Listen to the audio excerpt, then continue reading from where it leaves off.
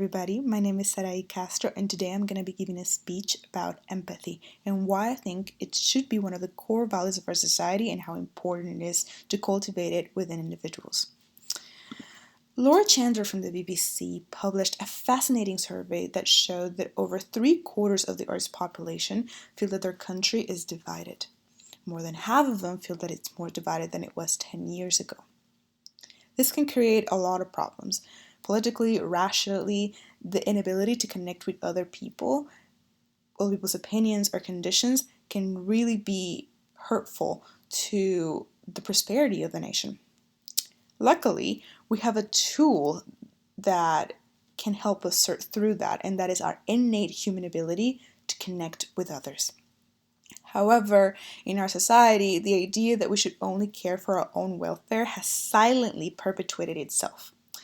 I believe that if we understand that true success relies on the ability to perceive, understand, and feel the emotional and circumstantial state of others, we can truly succeed as a society and cultivate a better world. As an immigrant, I have experienced firsthand the difference that empathy and opportunity can make to give brilliant people brilliant opportunities and a better future. But first of all, what is truly empathy, and can we even cultivate it? Empathy is different than sympathy.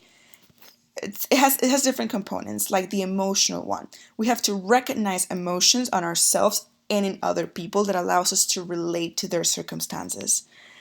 It's psychologists Daniel Kahneman and Paul Ekram break it down as the ability to understand how a person feels and what they might be thinking. And it makes us better, cognitively, empathy makes us better communicators because it helps us relay information in a way that best reaches the other person or the audience we want to reach. And then there's an affective component. Humans are going to relate more to the people that are similar to them and with similar circumstances. What truly differentiates an empath to a non-empath is the ability to see through circumstances and life opportunities and still want to help the person right in front of them, even though that person could be completely different. There's a concept of social empathy, which is what I want to touch the most in this speech. According to Elizabeth Segal in Social Empathy, The Art of Understanding Others, when we are socially empathic, we don't only understand the other person's feelings in a cognitive level, but we consider their social, economic, and political circumstances and how that shaped them, and what opportunities can we give them based on that. Now, why is this a problem in today's society? Historically, humans haven't been the best empaths in the world.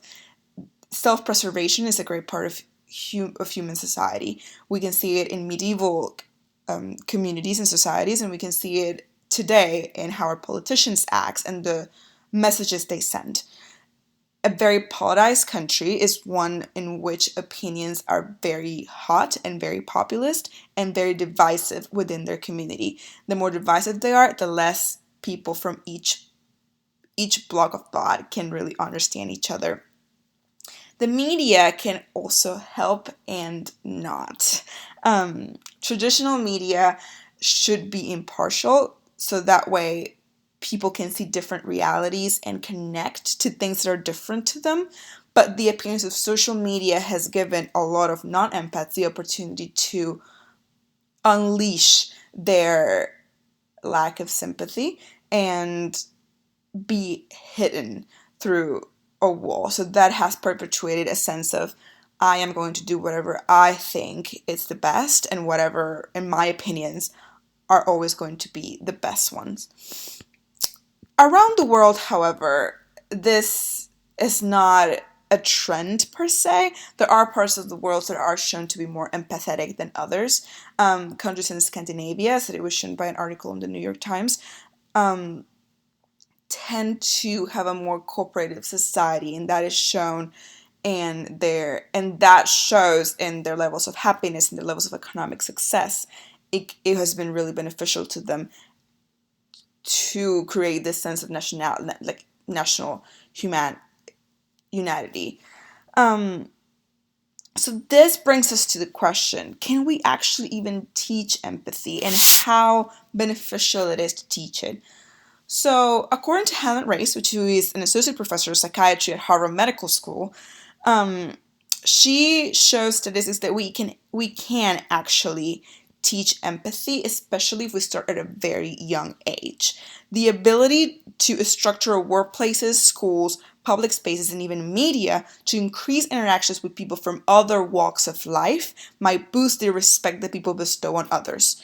So, the younger we expose children to interactions with people that are different to them, the more likely they'll be as adults to incorporate them in their workplaces and in their lives in general. This in turn may go some way towards helping societies to overcome political divisions and racial anti-immigrant anger and cultural divisions and as racism. So the opportunities should be based also in merit and not in social status. That is a big one, especially while considering minorities and the difference between opportunities between non-minorities and minorities.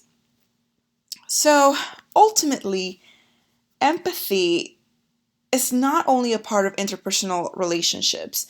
Is a fundamental interactions between different groups of people from all walks of life and from different circumstances. Levels of happiness and levels of success as a society are shown in other countries to be successful as long as the members of that society are able to interact within each other and to really feel for each other. That way we feel for a country, we feel for a world, and we want to help people. We not only want to follow a narrative. And that at a cognitive level shows a want to be able to connect with others, and in the level of social empathy shows an improvement of the society we want to build. And it brings together, empathy as a whole brings together sociology, psychology, social work, and cognitive neuroscience to illustrate how to become better advocates for justice, because that's ultimately what an empathetic society achieves: justice for everybody. So thank you so much for listening to this speech, and I hope you enjoyed it.